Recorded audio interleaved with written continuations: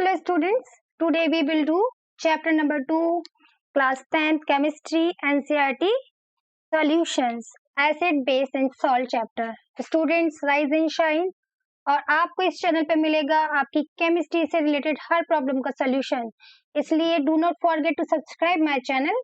Late it start. Question number 1, ये Intex question है जो कि आपको पेज नंबर 18 पर मिल जाएगा, वो भी आपके एनसीईआरटी बुक में.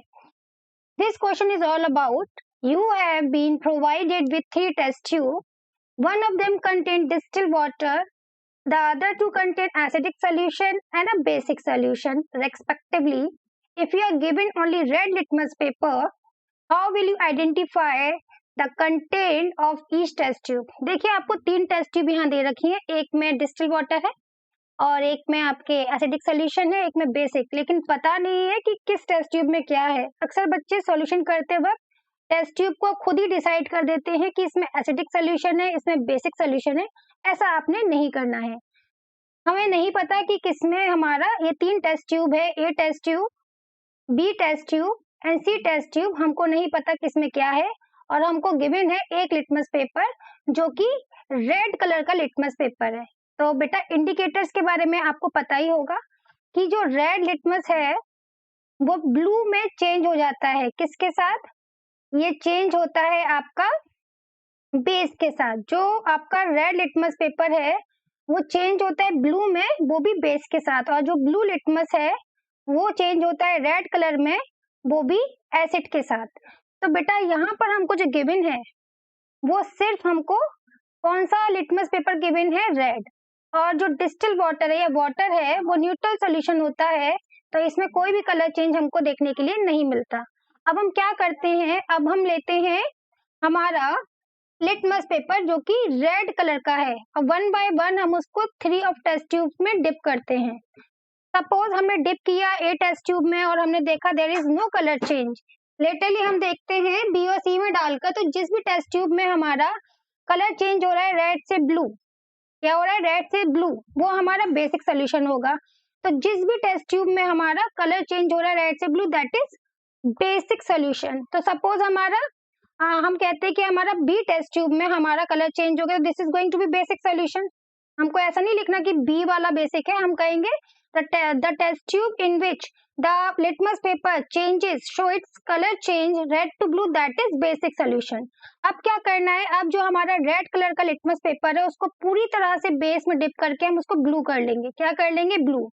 अब इस ब्लू लिटमस पेपर को हम 2 पीसेस में क्या कर देंगे? कट कर देंगे, है ना, फाड़ देंगे. अब इसके बाद क्या करेंगे, ब्लू लिटमस पेपर को हम जो हमारी रेस्ट ऑफ टेस्ट ट्यूब है उसमें डिप करके देखेंगे. तो जिस टेस्ट ट्यूब में आपका ब्लू से रेड हो गया वो आपका एसिडिक सॉल्यूशन होगा, और जिसमें कोई भी कलर चेंज देखने को नहीं मिल रहा है वो आपका डिस्टिल वाटर होगा. तो what you need to write it down, तो आपको लिखना है the solution in which red litmus turn blue is basic.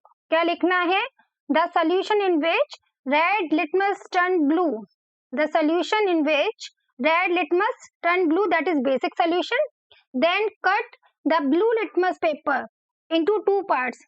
But in question they haven't given you any blue litmus paper, so that red litmus paper is going to be converted into blue by dipping it in the basic solution. Now cut it into 2 pieces, 2 parts and dip 1 by 1 in each of the test tube. और जिसमें भी आपको colour change देखने के लिए मिलेगा वो आपका होगा एसिडिक सोल्यूशन, जहां ब्लू से रेड हो जाएगा, और जहां पर कोई भी कलर चेंज देखने को नहीं मिलेगा उसमें होगा आपका distil water. I hope this question is clear to you. Now we have another in-text question on page number 22 in your NCERT book. This is also question number 1 and question is all about why should curd and sour substance not be kept in a brass or copper vessel. कि जो आपके curd है मतलब कि दही है और साउर substance है मीन खट्टे सब्सटेंसेस हैं, उनको हम ब्रास या कॉपर के बर्तन में क्यों नहीं रखते हैं? आपको पता है कि जो भी कर्ड है या जो भी साउर सब्सटेंस है वो उसमें होता है एसिड. आप लोगों ने एसिड की प्रॉपर्टीज पढ़ी होंगी, that acid generally are sour in substance, खट्टे होते हैं. और क्या होता है कि जब हम किसी भी एसिड को मेटल के साथ रखते हैं, किसी भी मेटेलिक वेसल में रखेंगे, क्योंकि ब्रास क्या है, it is a alloy, alloy क्या होता है? मिक्सचर ऑफ टू मेटल्स और more than two metals. Copper is also a metal. तो मेटल के साथ अगर हम एसिड को रखेंगे तो वो उसके साथ रिएक्ट करके मेटेलिक सॉल्ट बना लेगा। क्या बना लेगा? It is going to form metallic salt along with the hydrogen gas liberation. खैर अभी हमको हाइड्रोजन गैस से कोई मतलब नहीं है, ये बना लेगा मेटेलिक सॉल्ट। वो कैसा होता है? पॉइजनस। तो जो हमारा खाना उसमें स्टोर है वो कैसा हो जाएगा? पॉइजनस, जो हमारी हेल्थ के लिए ठीक नहीं होगा, हमारी हेल्थ को खराब हो जा कर देगा। दैट्स वाई हमारी हेल्थ डैमेज ना हो, इसलिए हमें अपने जो दही है या खट्टे जो सब्सटेंसेस है, खाने के सब्सटेंसेस लाइक अचार भी हो गया, पिकल, वो भी हमको कॉपर या ब्रास के वेसल्स में स्टोर नहीं करना चाहिए। After that we have question number 2 on same page number 22. This is also an in-text question, so listen carefully. Which gas is usually liberated when an acid react with metal? आपकी ये metal की acid की chemical property में आपको मिल जाएगा। What happened when metal react with acid. यहाँ मैं capital M से मेटल को रिप्रेजेंट कर रही हूँ। तो जब हम मेटल को एसिड के साथ रिएक्ट करवाते हैं या एसिड मेटल के साथ रिएक्ट होता है, तब आपका मेटेलिक सॉल्ट बनता है, जो अभी इससे पहले क्वेश्चन में भी मैंने आपको बताया था। साथ में यहाँ पर हाइड्रोजन गैस भी लिबरेट होते हुए हमको पता चलती है। फिर है illustrate with an example. How will you test presence of this gas. तो हमें एक एग्जाम्पल भी इसका देना है, तो हम यहाँ पर कोई भी एग्जाम्पल यहाँ दे सकते हैं। जैसे कि हम यहाँ पे जिंक मेटल का रिएक्शन करवाते हैं हाइड्रोक्लोरिक एसिड के साथ, तो आपको यहाँ पे मिलेगा zinc chloride, this is metallic salt, और साथ में यहाँ पर हाइड्रोजन गैस लिबरेट होगी, राइट। अब यहाँ पर क्या हो रहा है? यहाँ पर हम इसको बैलेंस कर लेते हैं। यहाँ पे 2HCl आ जाएगा, नाउ इट इज बैलेंस। अब बोला है how will you test the presence of this gas. तो देखिए हम इस गैस को कैसे करेंगे टेस्ट। तो क्या करेंगे, जब भी हाइड्रोजन गैस लिबरेट होता है तो इसके ऊपर हमको जलता हुआ मैच स्टिक लेके जाना है। क्या लेके जाना है? जलता हुआ match stick. So we need to bring a burning matchstick over the test tube where the hydrogen gas is liberated. If it turn off with the pop sound, अगर ये बुझ जाती है pop sound के साथ, what is pop sound? This sound is known as pop sound. If that burning matchstick stop burning with the pop sound, hence it means that hydrogen gas is liberated there. This is the answer. Later, moving forward to the another question of the same page. This is also an in-text question of NCERT. Do not forget to subscribe my channel, students. Metal compound A react with dilute hydrochloric acid. यहाँ पर कोई metallic compound दे रखा है, not just metal. बच्चे अक्सर इसको पढ़ने में मिस्टेक करते हैं, वो मेटल समझ लेते हैं, तबकि मेटेलिक कंपाउंड है कोई A। ये रिएक्ट करता है डाइल्यूट हाइड्रोक्लोरिक एसिड के साथ टू प्रोड्यूस एफरवेसेंसेस। देखिए एफरवेसेंसेस का क्या मतलब है? एक ऐसी गैस जो कि बुदबुदाहट के साथ निकल रही है, लिबरेट हो रही है। तो अक्सर आपने कोल्ड ड्रिंक्स वगैरह पी होगी, जब आप उसको खोलते हैं तो आपको वो एफरवेसेंसेस आप सुनते हैं, तो उसी को बोलते हैं। जनरली हम कोल्ड ड्रिंक की बोतल खोलते हैं तो कार्बन डाइऑक्साइड निकलती है, तो ये कार्बन डाइऑक्साइड का एक कैरेक्टरिस्टिक फीचर है। The gas evolve extinguish a burning candle, और ये जो गैस जो इवॉल्व हो रही है वो जलती हुई कैंडल को बंद कर देती है। तो बेटा जो नॉन सपोर्टर गैस है इसकी बर्निंग की वो कार्बन डाइऑक्साइड है, तो हमारे को पता चल गया the gas is carbon dioxide. Right a balance chemical equation for the reaction. If one of the compound is found is calcium chloride, और हमको बैलेंस केमिकल इक्वेशन लिखनी है अगर एक और कंपाउंड आपका कैल्शियम क्लोराइड है तो बेटा अगर देख पा रही हूँ यहाँ पे तो कैल्शियम आपका यहाँ पर है, तो यहाँ पर मेटेलिक कंपाउंड होगा कैल्शियम कार्बोनेट। हमने ड्यूरिंग द चैप्टर ये पढ़ा हुआ है। ये रिएक्ट करता है हाइड्रोक्लोरिक एसिड के साथ, तो क्या क्या बनाता है? आपका मेटेलिक सॉल्ट बनाता है, साथ में कार्बन डाइऑक्साइड भी लिबरेट करता है, और साथ में वाटर का प्रोडक्शन भी हमको यहाँ देखने के लिए मिलता है। तो this is the required answer needed by the question. तो इसमें हम और क्या क्या लिख सकते हैं? इसको हम एक्वस लिख सकते हैं, इसको हम सॉलिड लिख सकते हैं, इसको भी हम इसको हम एक्वस लिखेंगे। This is gas and this is liquid. Moving forward to the another question of the NCERT book. This is question number 1 on page number 25. NCERT में पेज नंबर 25 पर आपको ये क्वेश्चन मिल जाएगा। Question is why do hydrochloric acid, nitric acid etcetera show acidic characters in the aqua solution. जो HCl है और जो HNO3 है, अगर हम इनको वाटर डिसॉल्व करते हैं तो ये एसिडिक कैरेक्टर शो करते हैं, ठीक है। फिर है while solution of compound like alcohol, alcohol को हम ऐसे रिप्रेजेंट कर सकते हैं ROH, एंड ग्लूकोज, ग्लूकोज का फॉर्मूला होता है C6H12O6। इसको जब वाटर में डिसॉल्व करते हैं तो ये एसिडिक कैरेक्टर शो नहीं करता। रीजन पूछा गया है क्यों। देखिए, एक आरेनियस करके साइंटिस्ट थे, उन्होंने बताया था कि दो substance which dissolving in water give H positive ion, they are known as the acidic solution और एसिड्स। इसी तरह से कह सकते हैं कि जो हाइड्रोक्लोरिक एसिड है, नाइट्रो एसिड है जो आपका, they produce H ion on dissolving in water. See, hydrochloric acid H positive Cl negative देता है और नाइट्रिक एसिड देता है H पॉजिटिव और NO3 negative. So both HCl and HNO3 produces H positive ion while dissolving in water, whereas alcohol and glucose both have hydrogen, but they do not produce H positive ion, hence they are not show the acidic character, right? Hopefully this question is also clear to you guys. Now we have question number 2 on the same page number 25. Why does an aqueous solution of an acid conduct electricity? Aqueous solution of acid conduct करता है electricity को, ये हम कैसे बता सकते हैं। देखिए, इलेक्ट्रिसिटी कंडक्ट दो ही तरीके से हो सकती है, एक मेटल के केस में और एक एक्वस सॉल्यूशन के केस में। मेटल के केस में हमको फ्री इलेक्ट्रॉन चाहिए किसी भी चीज में, तब इलेक्ट्रिसिटी कंडक्ट होती है, और एक्वस सॉल्यूशन के केस में हमको चाहिए फ्री आयन। और हमें यहाँ पर बोला है एसिड का जो एक्वस सॉल्यूशन है वो इलेक्ट्रिसिटी कंडक्ट करता है। क्यों? क्योंकि हमको पता है एसिड का जो एक्वस सॉल्यूशन है वो आपका बहुत सारा H पॉजिटिव आयंस देता है, और ये फ्री आयंस होने की वजह से aqueous solution of acid can conduct electricity. Now moving forward to the another answer, why does dry hydrochloric gas not change the colour of the litmus paper. देखिए, litmus paper आपको दे रखा है, colour mention नहीं किया है, लेकिन ये बोले कलर चेंज नहीं करता है। रीजन देखिए बेटा, आपका जो ड्राई HCl गैस है, क्योंकि ये ड्राई है तो ये H आयन प्रोड्यूस नहीं करेगा, क्योंकि H आयन तभी प्रोड्यूस होता है जब वाटर में डिसॉल्व किया जाता है किसी भी एसिड को। Because of the dry HCl not able to produce H ion, hence they are not able to turn the color of the litmus paper, so they are not showing the acidic character, we can say, because they are not producing H positive ion, hence the color of the dry litmus paper is not change, right? तो या तो litmus paper गीला होना चाहिए या फिर आपका HCl aqueous होना चाहिए ना, तो आपका लिटमस पेपर गीला है, litmus paper is not wet. अगर बोलते कि ड्राई HCl गैस है और लिटमस पेपर वेट है तो चेंज हो सकता है, ठीक। तो समहाउ वाटर का होना जरूरी है वहां पर।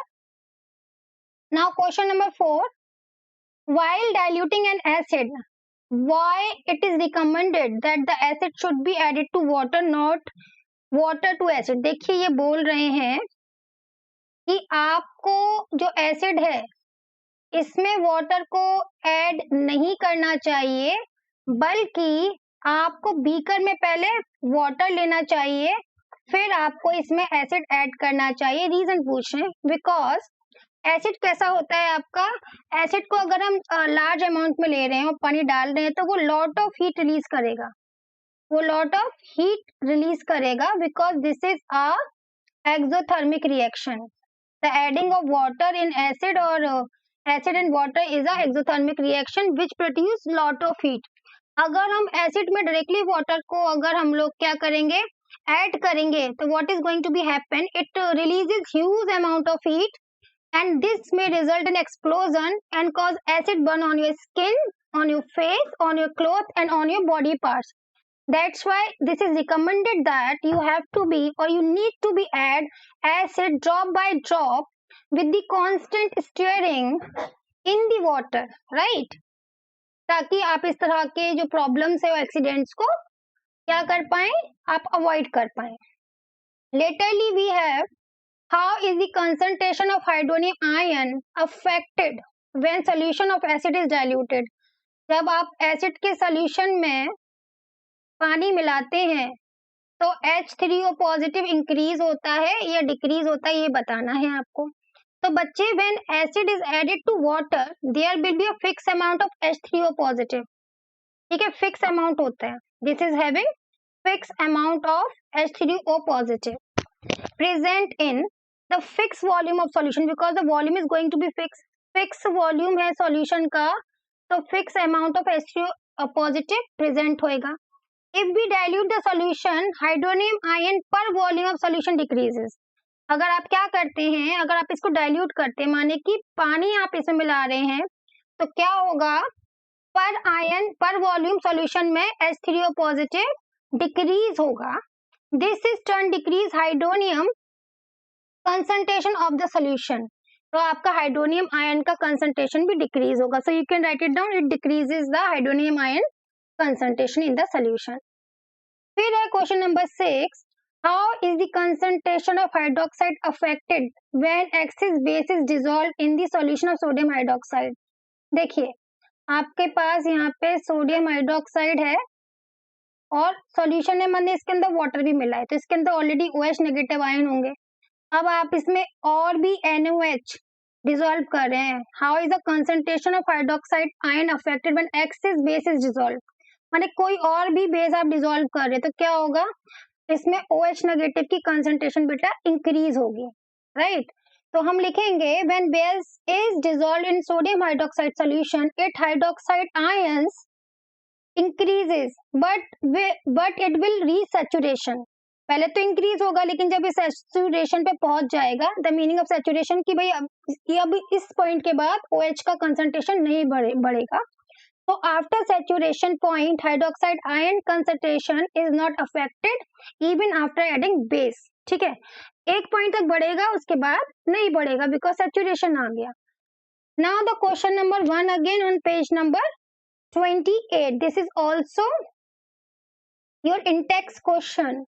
So you have two solution A and B, and the pH of the solution A is 6. A की जो pH है वो आपका 6 है और जो B का जो pH है वो 8 है। Which solution has more hydrogen ion concentration? अब ये बताना है कि 6 में हाइड्रोजन आयन की कंसंट्रेशन ज्यादा होगी या फिर आपकी 8 में हाइड्रोजन आयन की कंसंट्रेशन ज्यादा होगी। Which is acidic and which one is basic? कौन सा आपका एसिडिक होगा और कौन सा बेसिक होगा? देखिए बच्चे, पीएच का जो फॉर्मूला है वो एंटी प्रोपोर्शनल होता है H पॉजिटिव आयन की कंसंट्रेशन का। इसका मतलब कि अगर आपका पीएच ज्यादा है तो H आयन की कंसंट्रेशन कम होगी। तो देखिए, पीएच यहाँ पर 8 ज्यादा है तो यहाँ पर H आयन की कंसंट्रेशन कम होगी, और जहाँ पीएच कम होगा, जहाँ पे पीएच कम होगा वहां पे H आयन की कंसंट्रेशन ज्यादा होगी। तो देखो यहाँ पर क्या है, 6 माने कम पीएच, 8 माने ज्यादा पीएच। तो यहाँ पर 8 के लिए concentration of H ion is decreased or less, whereas the H ion concentration for pH6 is increased, mean more.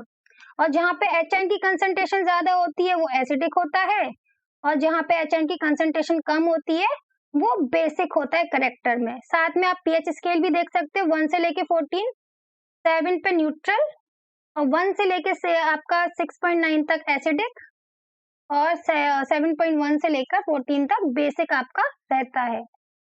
Okay, so this one is also clear. Now we have question number 2, and this question is all about what effect does the concentration of H ion have on the nature of the solution? कि आपका H ion पर क्या effect पड़ता है solution पे? देखिए, in solution more H positive ion solution is more acidic, right? जितना ज्यादा H आयन होगा उतना ज्यादा सॉल्यूशन एसिड होगा, एसिडिक होगा, और in solution less H positive ion, it's mean solution is more basic, right? बस आपको ये याद रखना है कि pH is anti proportional of the concentration of H ion. Now, do basic solution also have H positive ion? Yes, they do have. If yes, then why they are basic? क्योंकि basic में क्या होता है, O negative होना चाहिए, OH negative होना चाहिए, और तो फिर H पॉजिटिव नहीं होना चाहिए. ऐसा नहीं है, ये मिसकंसेप्शन है बच्चों. आपके बेसिक सॉल्यूशन में H पॉजिटिव आयन होते हैं, लेकिन उनका जो वैल्यू होता है, उनका जो नंबर होता है, उनका जो कंसंट्रेशन होता है, वो less than OH negative ion होता है. इसलिए वो सॉल्यूशन बेसिक होता है. Because in basic solution protons means H positive ion lesser than in number than the OH negative ion, hence they are basic in nature. Laterly, we have fourth question on page number 33 in text question है. Under what soil condition do you think a farmer would treat the soil of field with quicklime? Quicklime आपका calcium oxide होता है, और slagged lime this is calcium hydroxide, और चौक this is calcium carbonate. तो किस condition में ये सब मिलाने की जरूरत पड़ेगी फार्मर को? देखो बच्चों, ये सब बेसिक होते हैं नेचर में. अगर सॉइल एसिडिक होगा तो सॉइल को न्यूट्रल करने के लिए उसको क्या करना पड़ेगा? उसको ये सब मिलाना पड़ेगा, माने कोई ना कोई बेस मिलाना पड़ेगा. तो हमें लिखना है to make the soil acidic to neutral, we need, or the farmer need to be add quicklime or slacked lime or chalk or any other base, right? Now moving forward to the page number 33. Again, what is the common name of calcium oxychloride? देखिए इसका common name है bleaching powder. क्या नाम है? The common name is bleaching powder. ठीक है, और chemical name है, पूछा नहीं है फिर भी बता रही हूँ, कैल्शियम ऑक्सीक्लोराइड. तो बेटा इसका कॉमन नेम क्या हो गया? Bleaching powder. आई थिंक ये क्वेश्चन 34 एंड 35 पर है. ठीक है, और फिर है name the substance which on treatment with chlorine. हमको कोई सब्सटेंस बताना है जिसका ट्रीटमेंट हम क्लोरीन के साथ करते हैं, तो हमको ब्लीचिंग पाउडर का फॉर्मूला बेटा ये होता है, ये मिलता है. तो वो सब्सटेंस बताना है. तो बेटा वो सब्सटेंस है कैल्शियम हाइड्रोक्साइड, राइट. ये हम इसकी प्रिपरेशन मेथड में पढ़ते हैं, ब्लीचिंग पाउडर की प्रिपरेशन मेथड में हम इसको पढ़ते हैं. When you treat the calcium hydroxide with the chlorine you will get calcium oxychloride, this is bleaching powder. बेटा कैल्शियम हाइड्रोक्साइड का जो कॉमन नेम है दिस इज स्लैग्ड लाइम. तो आपको बेटा ये चीजें पता होनी चाहिए, छोटी छोटी चीजें but very very important. Later we have this question, name the sodium compound which is used to softening hard water. देखिए जो समर का पानी है जनरली वो हार्ड वाटर होता है, अगर हम उसमें डिटर्जेंट मिला देते हैं तो वो सॉफ्ट हो जाता है. और क्या फॉर्मूला होता है? Sodium carbonate. इसमें हम जनरली 10H2 भी लिखते हैं, लेकिन अगर आप ये भी लिख सकते हैं, साथ में आप Na2CO3 सोडियम कार्बोनेट भी लिख सकते हैं. आपसे नेम पूछा गया तो आप नेम में लिखिए सोडियम कार्बोनेट, राइट. अब सॉफ्ट क्यों करना है? झाग बनाने के लिए करना है ना. अब question number 4, do not forget to subscribe my channel. What will happen if a solution of sodium hydrogen carbonate, solution of sodium hydrogen carbonate is heated. इसको हमने हीट किया तो क्या होगा? Give the equation of the reaction involve. तो देखिए जब हम इसको हीट करते हैं तो आपका सोडियम कार्बोनेट आउट होता है, इसमें से कार्बन डाइऑक्साइड लिबरेट होता है और वाटर भी यहाँ पे प्रोड्यूस होता है. This is known as thermal decomposition reaction, thermal decomposition.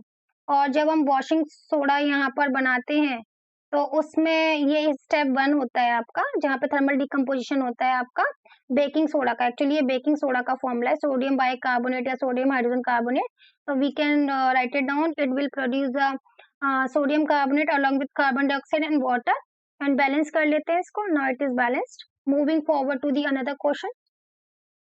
Right an equation to show the reaction between plaster of Paris and water. देखिए प्लास्टर ऑफ पेरिस क्या होता है आपका? CaSO4 dot half H2, this is plaster of Paris. और जब इसका water के साथ रिएक्शन करवाते हैं तो आप तो या तो ये लिख सकते हैं या इसको 3/2 H2O भी लिख सकते हैं, तो बेटा ये जिप्सम बना लेता है। What is the formula of gypsum? This. अभी क्या होता है, जिप्सम आपका हार्ड मास होता है, माने कि आपका ये जो जिप्सम है, सॉरी स्पेलिंग गलत हो गया, दिस इज जिप्सम, ये बिल्कुल हार्ड होता है, आप इसको यूज नहीं कर पाओगे। प्लास्टर ऑफ पेरिस का तो कई जगह पे यूज हो रहा है। तो this is the equation between the plaster of Paris and water, right. तो यहाँ पर ये इक्वेशन आपका होगा जहाँ जिप्सम बन रहा है। Latterly question number 1, this is like you know multiple kind of exercise question है, पेज नंबर 33। तो a solution turn red litmus blue, आपका सॉल्यूशन है जो रेड लिटमस से ब्लू हो गया है, तो पीएच क्या होनी चाहिए? पहली बात तो रेड लिटमस से ब्लू कौन होता है? बेस होता है, क्योंकि देखो ई आ रहा है तो लास्ट में बेस में भी ई आता है, याद करने का तरीका बताया था। तो जो बेस की जो पीएच होती है वो 7 से 14 के बीच में होती है। क्या 1 होगी? नो। क्या 4 होगी? नो। क्या 5 होगी? No. 10 is the correct answer, the pH is 10। फिर आता है solution react with crushed egg shell. Crushed egg shell क्या होता है? एक्चुअली कैल्शियम कार्बोनेट होता है, जो व्हाइट लेयर होती है, this is made up of calcium carbonate to give a gas that turn lime water milky. The solution contain, तो बेटा जब हम इसको हीट बीट करते हैं तो कार्बन डाइऑक्साइड निकलती है जो कि लाइम वाटर को मिल्की भी कर देती है। आपने एक्सपेरिमेंट में पढ़ा ही होगा, है ना। ये क्या करती है? लाइम वाटर को मिल्की कर देती है। और क्या बोला है? टर्न, ठीक है। द सॉल्यूशन कंटेन, तो अभी किससे रिएक्शन करेंगे तो आपका CO2 निकलता है। तो बेटा इसका रिएक्शन हम HCl से करवाते हैं, तब हमारा ये होता है, क्योंकि जब HCl से करवाएंगे तो आपका क्या क्या निकलेगा? एक तो CaCl2 निकलेगा, क्योंकि मेटल कार्बोनेट का अगर हम रिएक्शन करवाते हैं एसिड के साथ तो आपका वाटर भी आउट होता है ना। तो यहाँ पर ना तो NaCl आंसर आएगा, क्योंकि NaCl आपका सॉल्ट है, लिथियम क्लोराइड भी सॉल्ट है, पोटेशियम क्लोराइड भी सॉल्ट है, तो यहाँ एसिड आएगा, this is HCl। Now next question is 10 ml of solution of NaOH, sodium hydroxide 10 ml solution लिया which is a base is found to be completely neutralized by 8 ml of HCl, और HCl का reaction करवाते हैं, 8 ml ले रहे हैं और ये एक दूसरे से बिल्कुल न्यूट्रलाइजेशन रिएक्शन यहाँ पे हो रहा है इस अमाउंट के साथ। इफ वी टेक, ये कंडीशन फर्स्ट आ गया, अब condition second, if we take 20 ml of NaOH the amount of HCl solution पूछा गया है। तो देखो 10 का 20 माने मल्टीप्लाई बाय 2, है ना, दुगना हुआ, तो यहाँ पे HCl का भी दुगना होना चाहिए, तो कितना 8 2 जा 16 ml, तो आंसर क्या आना चाहिए? 16 ml न्यूट्रलाइज करने के लिए, D answer is the correct answer. Which one of following type of medicine is use for treating indigestion, अगर आपके पेट में कभी एसिडिटी हो गई है, खाना पच नहीं रहा है, तो उस वक्त आपको किस तरह की मेडिसिन का यूज करना है? Antibiotic no, analgesic no, antacid yes. Antacid वो दवाइयां होती हैं जो कि एसिडिटी को क्योर करती हैं, हमारे इंडाइजेशन को क्योर करती हैं। Latterly we have this question number 5। This question is about write word equation and then balance equation for the reaction taking place. देखो ये तो चैप्टर नंबर 1 से रिलेट करता हुआ है, फिर भी करते हैं। और चैप्टर नंबर 2 में रिएक्शंस हमको दे रखी हैं। Dilute sulphuric acid, what is dilute sulphuric acid? H2SO4, dilute का मतलब this is aqueous. React with zinc granule, तो यहाँ पे हमको रिएक्शन भी पूरा लिखना है और इसके बाद बैलेंस भी करना है। बेटा मेटल के साथ जब आपका कोई भी एसिड रिएक्ट करता है तो मेटेलिक सॉल्ट बनता है और हाइड्रोजन गैस लिबरेट होती है, तो मेटेलिक सॉल्ट हो गया ZnSO4 और यहाँ पे हाइड्रोजन गैस लिबरेट हो रही है। ये पूरा चैप्टर में कंप्लीट कर चुकी हूँ, पूरे चैप्टर को मैंने एक्सप्लेन किया है, हर बात को एक्सप्लेन किया। आप चाहें तो और वीडियोस भी जाकर देख सकते हैं, उसके बाद आप एनसीईआरटी के क्वेश्चन सॉल्व करें। देखिए अब यहाँ पर हमें बैलेंस करना है, तो it is already balance, we don't need to balance it. चलिए बी पार्ट पर आते हैं। डाइल्यूट हाइड्रोक्लोरिक एसिड रिएक्ट, तो this is dilute hydrochloric acid, react with magnesium ribbon, तो देखिए यहाँ पर भी metal is reacting with acid, तो यहाँ पर आपका मेटेलिक सॉल्ट बनेगा, दिस इज मैग्नीशियम क्लोराइड और हाइड्रोजन गैस आपकी लिबरेट होएगी। तो आप चाहें तो इनके सिंबल्स भी आप लिख सकते हैं, ठीक है। अब इसको देखो बैलेंस करना है, तो 2Cl एंड 2H, तो नाउ दिस इज बैलेंस। चलिए coming to the C part, dilute sulphuric acid react with aluminium powder. अब यहाँ पे क्या ले रखा है? Dilute sulphuric acid react with the aluminium powder, तो ये एक्वस लिखना है और ये हमको लिखना है सॉलिड, तो ये बनाएगा आपका Al2SO4 होल थाइज, और यहाँ पर आपका H2 गैस लिबरेट होगा और इसको बैलेंस करना है। तो देखिए बैलेंस करने में 3 सल्फेट आ रहे हैं, तो हम यहाँ पे सीधे सीधे 3 सल्फेट लिख देते हैं और यहाँ पे 3 हाइड्रोजन और यहाँ पे 2 aluminium. Now this is balanced. ठीक है, बैलेंस करना बड़ा इजी काम है। अगर आप एक बार देखना चाहते हैं तो मैंने 2 मेथड से सिखा के रखा है, और आप लोग चाहें तो पूरा की पूरा आप जो वीडियोस का जो एक कलेक्शन है वो आप देख सकते हैं। तो dilute hydrochloric acid react with iron filling. ठीक है, यहाँ पे सारी की सारी जो रिएक्शन दे रखी है वो मेटल विद एसिड दे रखा है। तो hydrochloric acid which is aqueous react with the iron filling. तो क्या बनेगा, यहाँ पे FeCl2 बनेगा, साथ में हाइड्रोजन गैस लिबरेट होगा और इसको हम बैलेंस कर लेते हैं। Now this is balanced. ठीक है, this question is also done here. Now question number 6, compounds such as alcohol and glucose also contain hydrogen but are not categorized as acid। जैसे कि आपका जो अल्कोहल है, दिस इज अल्कोहल, आर में कोई भी यहाँ पर आता है आपका एल्काइल ग्रुप, चैप्टर नंबर 4 में आप सीखेंगे जल्दी। और ग्लूकोज का फॉर्मूला होता है C6H12O6। इनके पास देखो H है, दोनों के पास H है, लेकिन ये एसिड्स नहीं है। क्यों? एक्टिविटी बतानी है, तो बेटा हम एक्टिविटी यहाँ पर डिस्क्राइब कर रहे हैं। What we need to do, we need to insert 2 nails on a wooden or rubber कॉक। राइट, हमको क्या करना है, हमको एक बीकर लेना है और यहाँ पर हमको रबर कॉक लेनी है या कुछ वुडन करके हमको यहाँ पे ले लेना है। इस तरह हमने 2 इलेक्ट्रोड लगा देने हैं, 2 नेल्स लगा देने हैं, आयरन नेल्स ले लीजिए आप। तो one is going to act as cathode and one is going to act as anode, right? Cathode where all the cation will come, so and this is going to be negative, this is going to be positive where the anions is come.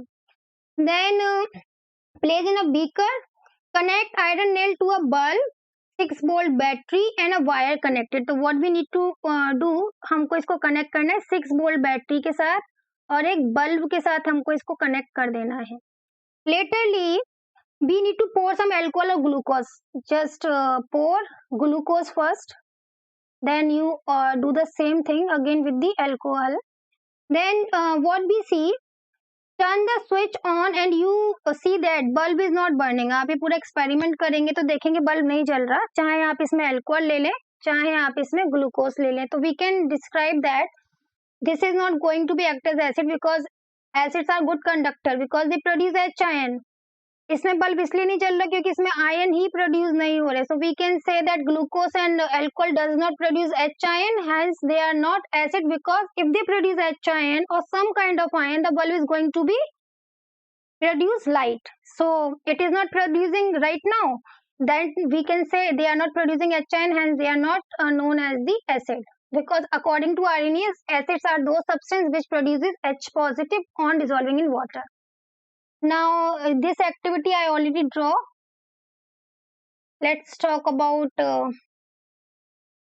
another question.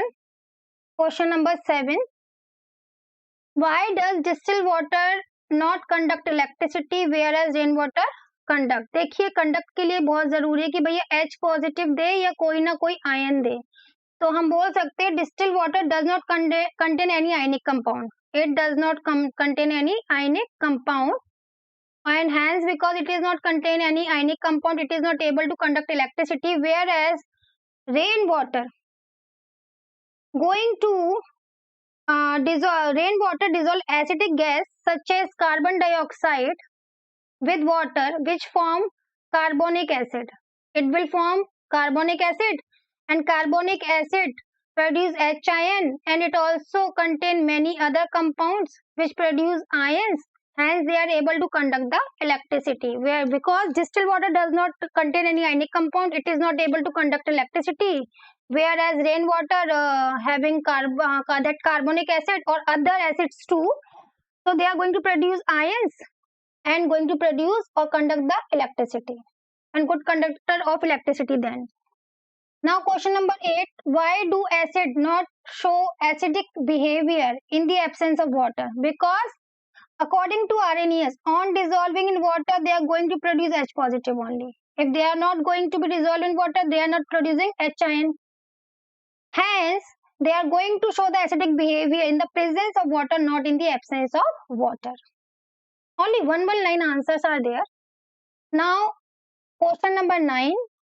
5 solution A, B, C, D, E when tested with universal indicator pH 4, 1, 11, 7 and 9 which solution is neutral. देखो neutral तो किस पे होता है, pH 7 पर, तो हम यहाँ पे 7 लिख देंगे. स्ट्रांगली एल्कलाइन, देखो 7 से लेके 14 तक एल्कली होता है, और अगर वो 7 से 10 के बीच में है तो वो वीक है क्योंकि न्यूट्रल के पास है. तो यहाँ पर हमारे पास 4 तो एसिडिक हो गया, 1 इज ऑल्सो एसिडिक, और बेसिक में हमारे पास 9 है और 11 है, तो इसमें 11 स्ट्रांग होगा और 9 वीक होगा. तो strongly alkaline 11. Strongly acidic, acidic में देखिए क्या क्या है, 1 है और 4 है. तो बेटा न्यूट्रल के पास जो होगा वो आपका वीक होगा, तो ये वीक एसिड है और ये स्ट्रॉन्ग एसिड है. तो strongly acidic 1, weakly acidic 4, see weakly alkaline 9. Hopefully I have clear all the questions. Arrange the pH and increase the order of hydrogen ion concentration. अब आपको हाइड्रोजन आयन की concentration increase हो रही है, उसके level पे आपको इसको अरेंज करना है. तो बेटा जितना ज्यादा बेसिक उतनी कम, मतलब जितनी ज्यादा पीएच, जितनी ज्यादा आपकी पीएच उतना ज्यादा आपका एच कंसंट्रेशन आपका कम होता चला जाएगा. तो आपको क्या करना है, arrange the pH increasing order of H ion concentration. तो बेटा 11 सबसे पीछे आएगा, फिर उससे ज्यादा 9 में होगा, फिर उससे ज्यादा 7 में होगा, उससे ज्यादा 4 में होगा, उससे ज्यादा 1 में, क्योंकि जितना कम आपका पीएच उतना ज्यादा H positive ion. Hopefully this one is also clear to you. Question number 10. Equal length of magnesium ribbon but taken in test tube A and B. ये टेस्ट ट्यूब ए है और ये टेस्ट ट्यूब बी है. इसमें भी उतना ही लंबा magnesium का वायर लिया है जितना लंबा मैग्नीशियम का वायर इधर लिया है. इसमें हाइड्रोक्लोरिक एसिड डाला है जो कि स्ट्रॉन्ग एसिड है, और इसमें CH3COOH जो कि आपका एसिटिक एसिड है, वीक एसिड है, डाला है. In which test tube will fizzing sound occur more vigorously and why. देखो मैग्नीशियम मेटल है और इसके साथ HCl रिएक्ट कर रहा है, यहाँ पर भी मैग्नीशियम मेटल है और इसके साथ एसिटिक एसिड रिएक्ट कर रहा है. HCl ज्यादा एच आयन प्रोड्यूस करेगा जिसकी वजह से आपका यहाँ पे हाइड्रोजन गैस ज्यादा अमाउंट पर लिबरेट होगा, और जितना ज्यादा हाइड्रोजन गैस लिबरेट होगा उतना ही ज्यादा फिजिंग साउंड आपको सुनने को मिलेगा, बिकॉज यहाँ पर स्ट्रॉन्ग एसिड होने की वजह से रिएक्शन कैसा हो रहा है, विग्रसली हो रहा है. So more fizzing sound occur here rather than test tube B. So we can say in test tube A is the correct answer. Now question number 11. Fresh milk has the pH 6. आपका जो fresh milk है, जो fresh milk है, इसका जो pH दे रखा है वो 6 है. ठीक है, मतलब ये थोड़ा सा आपका वीक एसिड है, राइट, क्योंकि 7 के पास है.